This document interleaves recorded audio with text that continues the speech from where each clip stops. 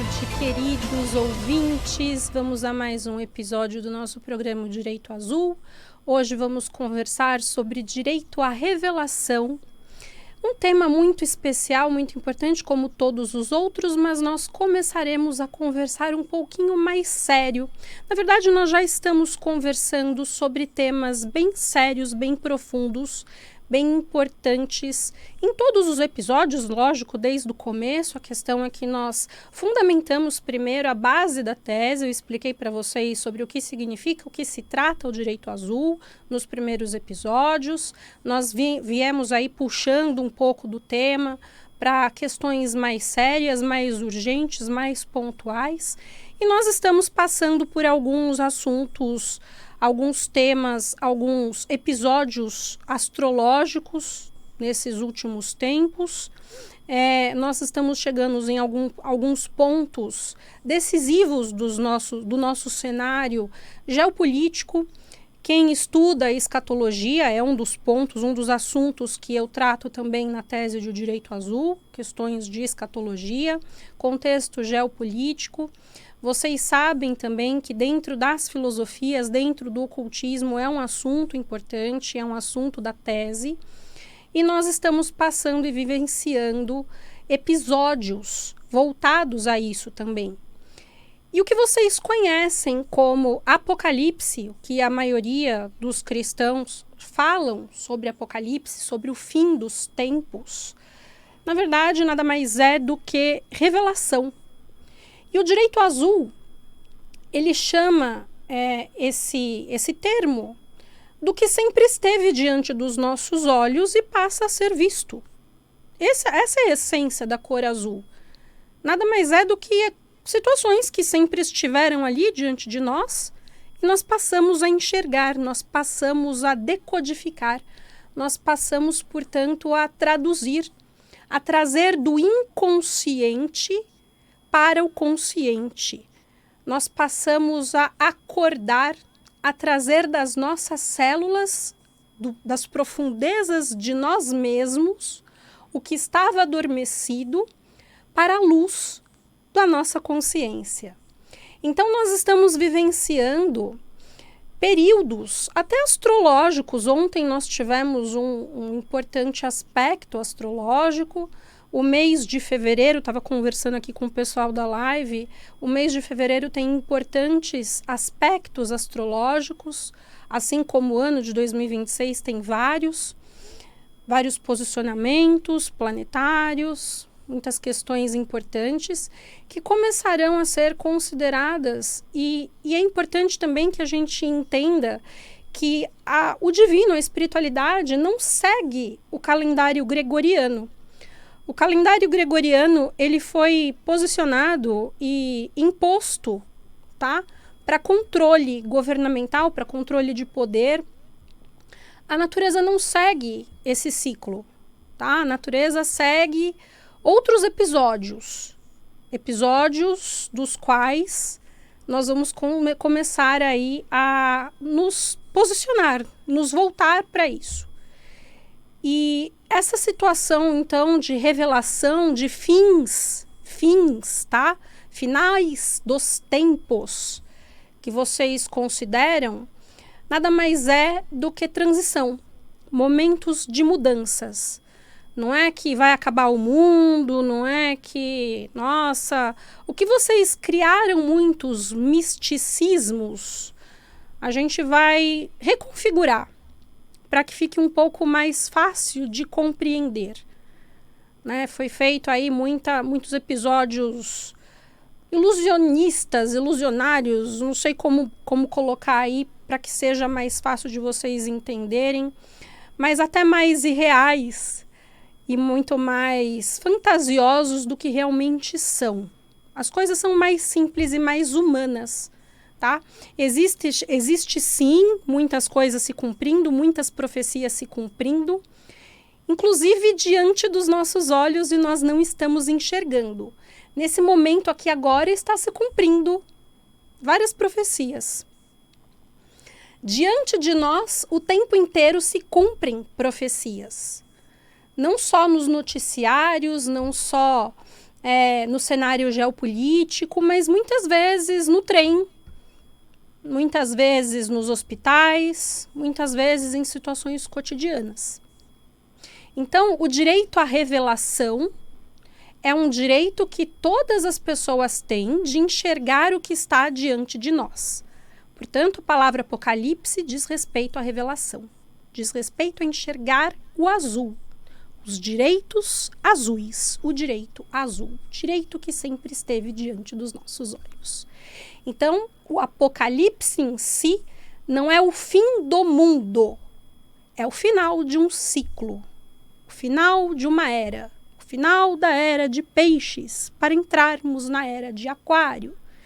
Isso marca, então, o fim de um período de opressão, o fim de um período no qual o sistema de crenças dogmatizado criou uma série de irrealidades, uma série de mecanismos de contenção onde nós acreditávamos em situações que não nos trazia abundância, situações em que nós acreditávamos que não éramos quem somos.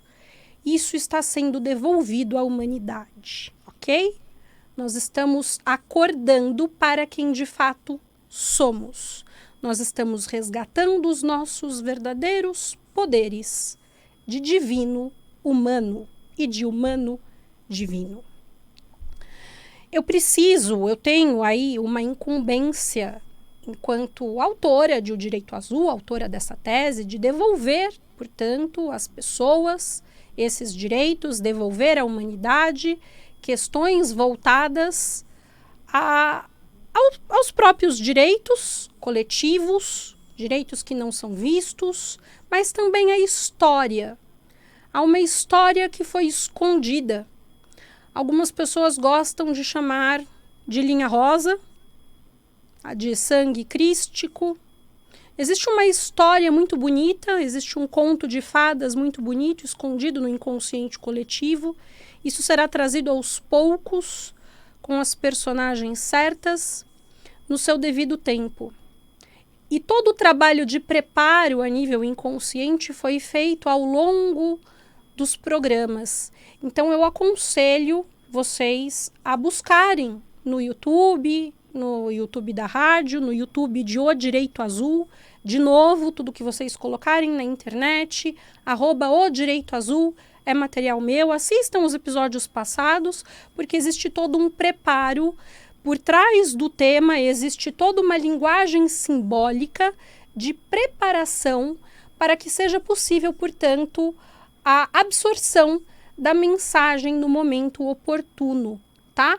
Eu sempre conversei com o inconsciente, com as células em linguagem subliminar, tá bom? Isso tudo no momento certo vai fazer muito sentido.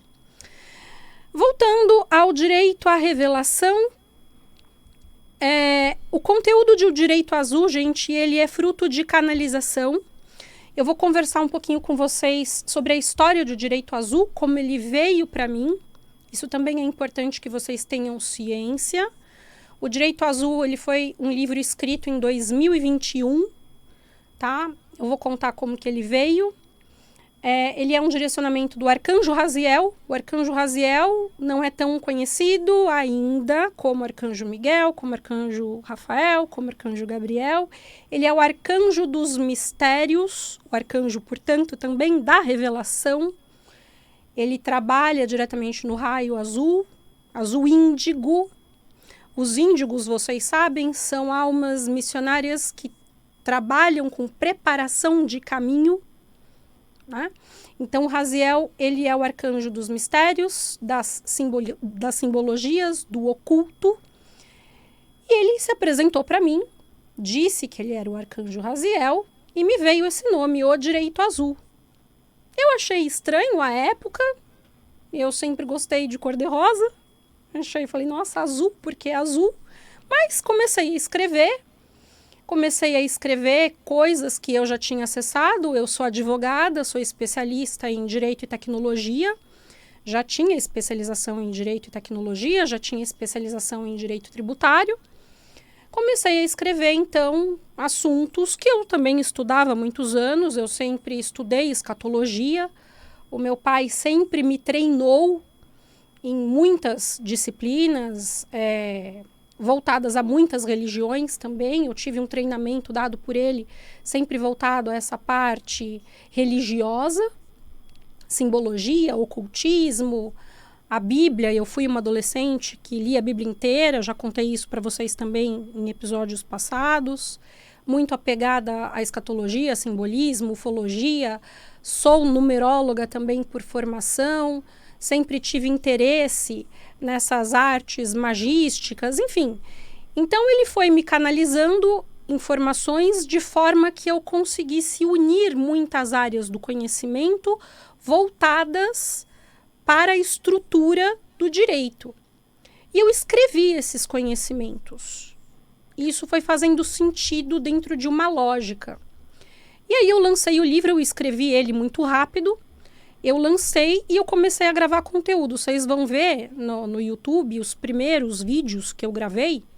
Lá no comecinho, são vídeos de 4 anos, né, 4 anos atrás. Eu falo sobre temas diversos. E eu mesma não conseguia explicar direito o que era o direito azul, porque ele tem essa multidisciplinaridade, né? Esse misto de vários assuntos.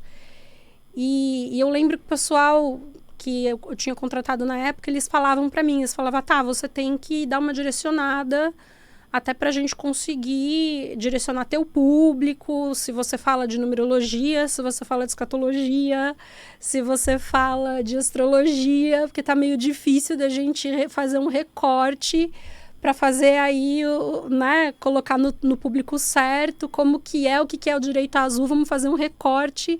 E eu falei, não, o direito azul é tudo isso, eu vou falando. E eu comecei a gravar conteúdo, cada um de um tema. Então, eu falava de medicina, falava de psicologia, eu falava o direito azul é o centro de tudo isso, vamos que vamos gravando. Eu não conseguia fazer o recorte, porque ele tinha mesmo essa imensidão. E aí eu peguei o arquétipo do oceano azul, e eu linkei com o inconsciente coletivo. Quando que o direito azul foi fazer sentido para mim? Em maio do ano passado, quando eu comecei a canalizar as minhas identidades passadas, porque eu passei por um período, né, de estruturação. Eu tive uma mudança muito brusca na minha vida pessoal. Em novembro de 2024, eu tive uma mudança muito brusca na minha vida pessoal. Eu passei por um momento que é o que a gente chama de escuridão, de deserto, né, nas mudanças que eu passei. E aí eu tinha muito aquilo de eu preciso acessar vidas passadas, eu não entendia o porquê disso, era uma necessidade.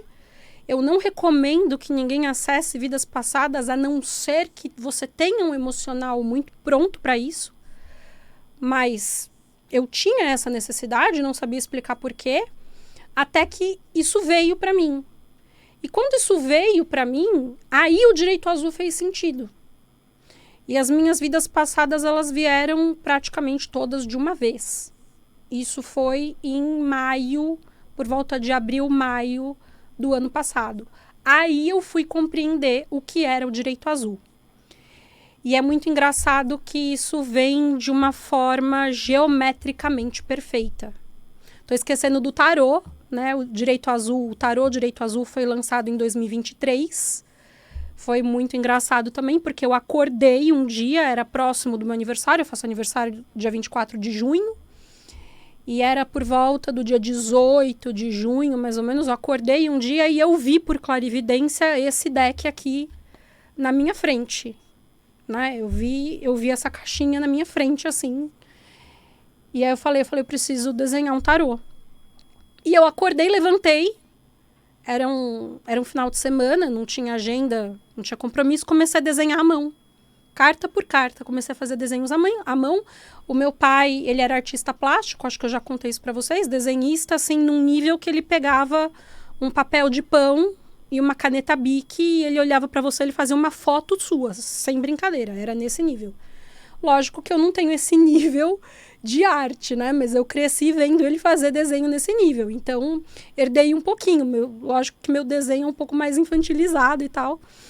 mas eu fiz à mão os desenhos, carta por carta, escrevi os significados.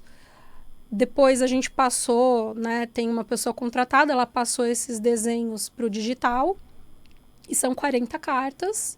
E um mês depois, ele estava materializado ali na minha frente. Então, o livro de 2021, o tarô de 2023.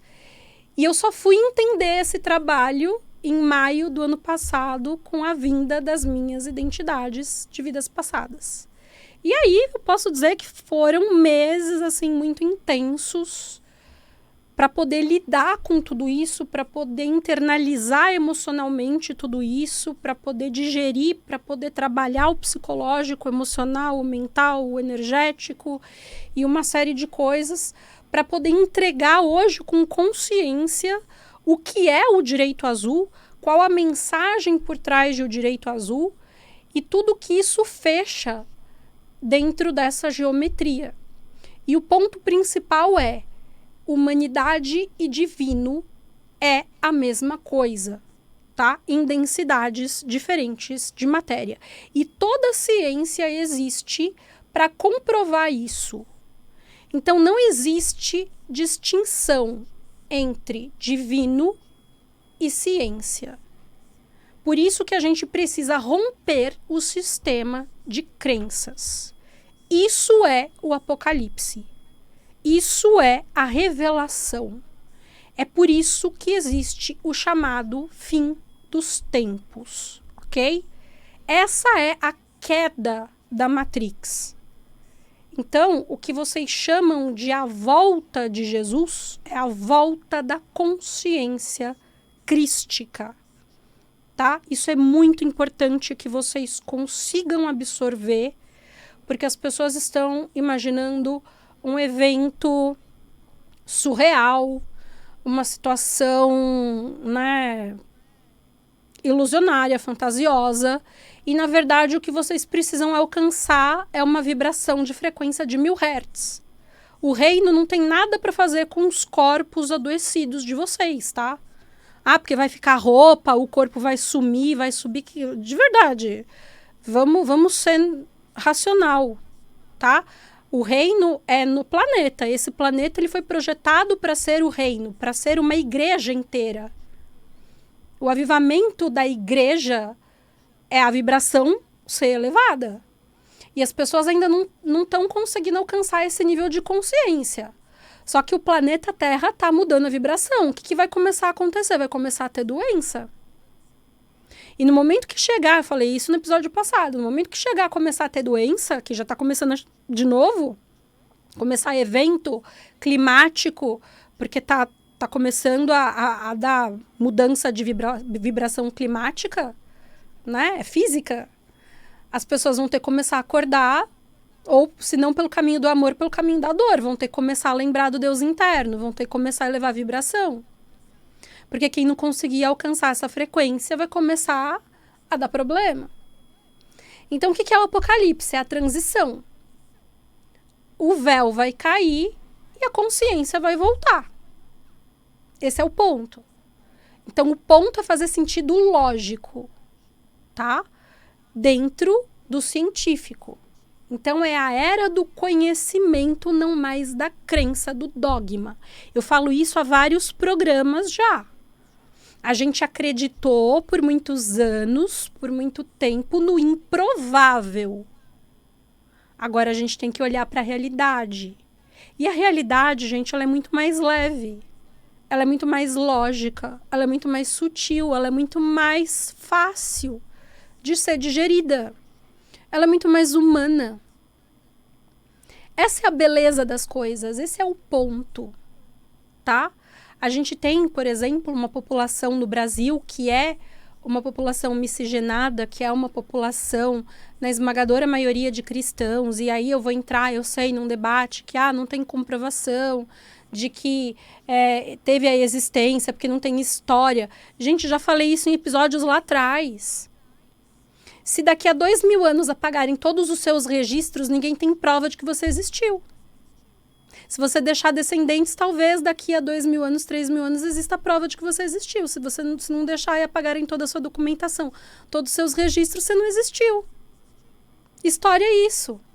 Manipulam as informações hoje. Você chega na sua casa, você conta para tua esposa uma história totalmente diferente do que você fez no seu dia. Você está mudando a história do mesmo jeito, não é verdade? Vamos ser realista? Então, o que é história? É narrativa. História é narrativa. O que fica no campo reverbera. Tá? Quanticamente existe. O que existe quanticamente é realidade. O que as células registram, o que a física registra é realidade. Narrativa não comprova nada. Tá bom? Registro não comprova nada. O que existe quanticamente, o que existe a nível de DNA comprova. Tá bom? Essa é a realidade das coisas. Então, voltando, nós temos uma população brasileira, com 90% da população brasileira guarda sangue crístico. Eu vou devolver a linha rosa para vocês, já prometi isso. Por isso que eu tô de rosa e preto, né? Lembra da escuridão primordial, que o preto é a cor primordial? Tá? Tudo vai fazer sentido agora, a partir de agora, a gente vai conversar mais sério. Outra coisa que eu tenho que alertar vocês, o próximo episódio não vai ser ao vivo, tá? Mas tem um programa gravado muito bom. Depois a gente retoma o raciocínio, tá? Que é importante que vocês registrem de informação? Quanticamente, precisa fazer sentido nas células, porque o seu inconsciente guarda informação verdadeira. O seu DNA registra e guarda a informação verdadeira.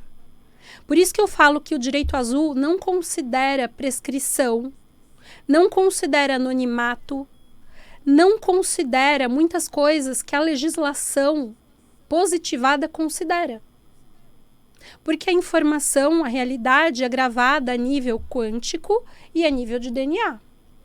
Então não interessa se alguém viu acontecer, não interessa se ficou registrado na história, interessa o que a nível quântico é registrado. Certo? De novo, assistam os episódios passados, tá? O direito azul, ele fala de equilíbrio. Nós estamos devolvendo à humanidade os direitos verdadeiros. Nós precisamos revolucionar o direito, porque justiça não se trata de manipulação de interesses. As leis humanas, hoje, são manipulação de interesses. As leis escritas hoje são manipulação de interesses. E a justiça não compactua com isso. Tá? As pessoas falam muito de Jesus. Quer ver um outro ponto da gente cumprir? Apocalipse aqui. Ah, que Jesus é isso, que Jesus é aquilo. Eu falo em nome de Jesus. Gente, desculpa, tá? Jesus nem te conhece. Que você tá no seu altar aí, tratando o demônio, xingando o demônio. Esse é um ponto de que você não conhece Jesus e Jesus não te conhece. Você xinga demônio. Você tem que amar os demônios. Você tem que amar os demônios. Não é o fato dele ter menos esclarecimento que você, dele vibrar numa outra frequência, que ele não é parte de Deus. Que ele não é parte de você. Tá? Os demônios são parte de Deus. Eles também são Deus. E quando você xinga demônio, trata demônio como se fosse lixo, em cima de um altar, ainda em nome de Jesus, você não compactua com Jesus. Você está vibrando numa frequência exatamente inferior. Você não vibra em 1000 Hz. Você não tem pacto com Jesus. Você está igual ao demônio. Então ele nem te conhece. Você não conhece Jesus. Hoje a gente cumpriu uma profecia de Apocalipse aqui.